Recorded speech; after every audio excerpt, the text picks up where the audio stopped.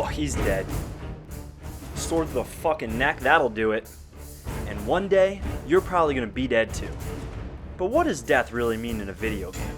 Surprisingly, in most video games and unlike real life, death isn't such a big deal if you think about it. I mean, what can possibly happen?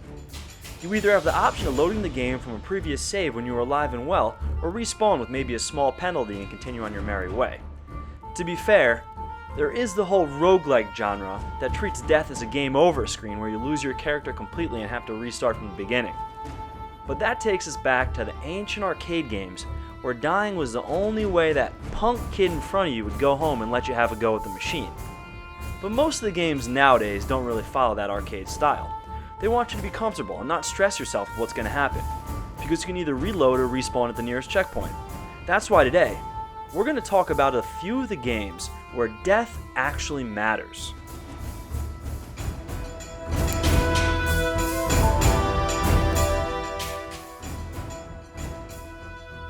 This interactive survival horror adventure game takes death to a completely new level.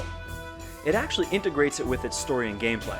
Here you have no do-overs, as you're not just playing one protagonist that doesn't really care about NPCs dying. You actually embody different people as the chapters progress. Not taking care of one of your characters and leading them to their untimely demise can actually hinder your progress, as you'll no longer be able to play them.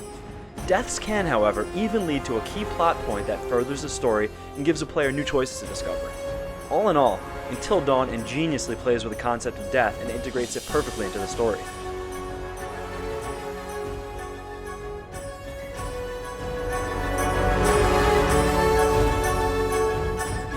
Another game that doesn't let the player simply restart and try again without consequences is the open-world action-adventure game set in Tolkien's universe. Many games took the simple enemy hierarchy kill list method, where you work your way up the food chain and battle various mini-bosses in order to reach the big fish. But Shadow of Mordor doesn't think of the filthy orcs as just being stationary NPCs on a list. When one is killed by the player, another one takes its place, and even more interesting, when an orc kills the player, they get promoted up the list and grow in power. So dying over and over again and retrying that boss fight will get you nowhere, because the boss gets more and more difficult each time. Shadow of Mordor doesn't give you a kill list and expect you to blindly follow it in order. It gives you a list that you should assess and think of the consequences that come with a character's death.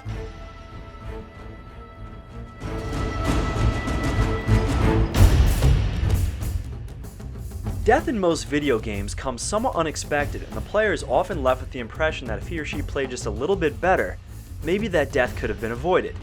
In Massive Chalice, however, death isn't just unavoidable, but in fact it's a key feature of the gameplay mechanic. This turn-based strategy game has the player fight against time itself, and more notably, the process of aging, knowing that no character is spared from death. The choices that the player makes have to do with what characters they pick for their legion of fighters. Do they retire the old rusty ones to make room for some new recruits that are inexperienced?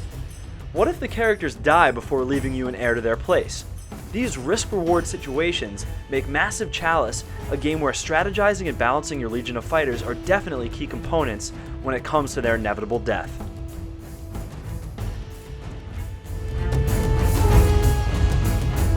Like many third-person zombie survival games, the idea that there is strength in numbers is a vital component. Not only can you recruit various NPCs and earn their trust, but you can also play them once you bring them into your zombie shelter. The problem is, as you might have guessed, death. It constantly keeps knocking at your door, and you have to do your best to avoid getting your people killed by the ravaging zombies outside. Otherwise, the other survivors will drastically drop in morale and even change their behavior to the point of deserting your cozy little base. Even more daunting is the moral dilemma that the player faces when a character is weak or unreliable, and the question is raised: do we let him die for the good of the cause?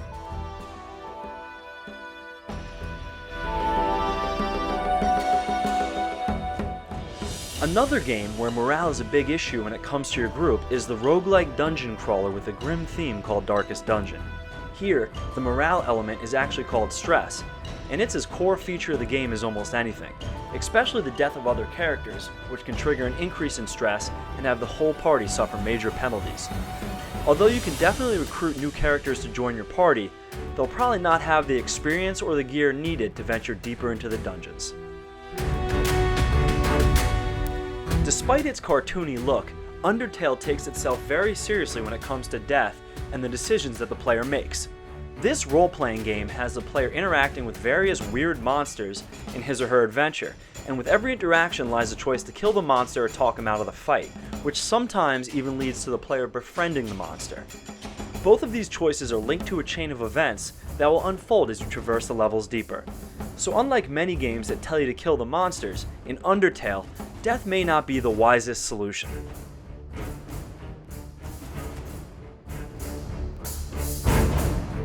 This platformer with roguelike elements has you constantly dying in your adventures.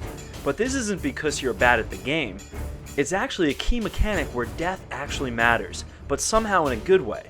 When a character dies, that's it. You can't play him anymore. But the gold he's acquired is passed down to his heir, which you now get to play. There's an urge to go as deep as you can and get as much gold as possible for your son or daughter to have before your untimely demise, so that the next attempt can be done with better upgrades.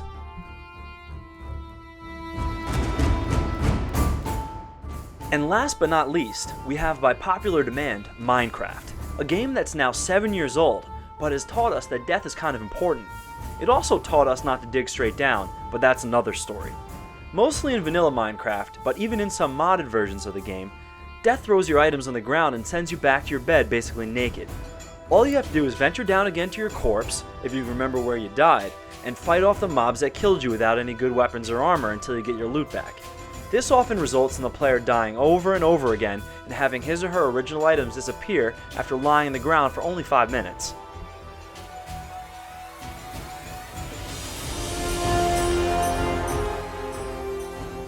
Those were our picks for games where death actually matters. If you can think of any other game that fits into this category, please leave a comment below.